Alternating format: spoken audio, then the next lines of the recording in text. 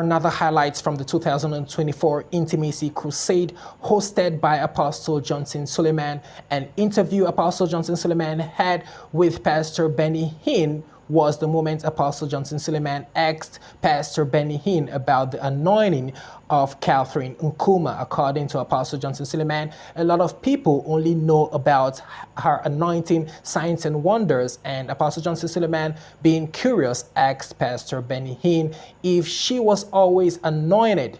And Pastor Benny Hinn had this to say: "I was told by Kathryn Kuhlman's staff, because I never met her, but I worked with her staff for 4 years. Kathryn Kuhlman was in the hospital when I was supposed to meet her, but I worked with her ministry. I took over the services in Pittsburgh. Kathryn Kuhlman's staff told me a lot about her. Kathryn Kuhlman, when she started,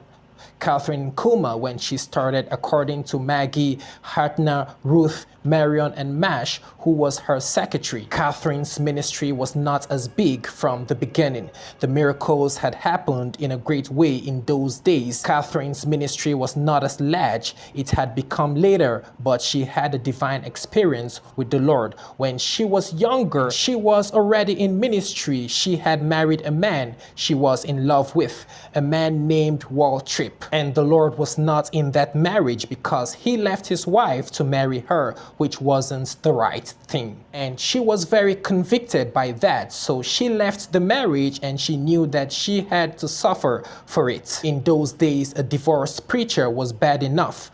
A divorced woman preacher was double trouble. She went on preaching. Her marriage only lasted for 2 weeks. And when she repented, a lady came to her and said, "How can you preach? You are a divorced woman." And Kathryn told her, "Oh honey, that Kathryn had died. This was somebody else." And the woman said, "No, you are the one that did it." And Kathryn said again to the woman, "That Kathryn is dead." Kathryn in Kuhlman didn't trust the Pentecostal charismatics. She grew up Baptist. So she gave all the tapes and all the TV programs to Wilton College in Chicago, which I believed was a mistake. But when I worked with them for 4 years, I bought quite a few of them, which I still have here. I'm the only one on the globe that has hundreds of Kathryn Kuhlman's radio program and TV programs. I won't make it available yet because they'll steal it, but I will release it before I go home to heaven, and I'll put it into the hands of someone that can be trusted.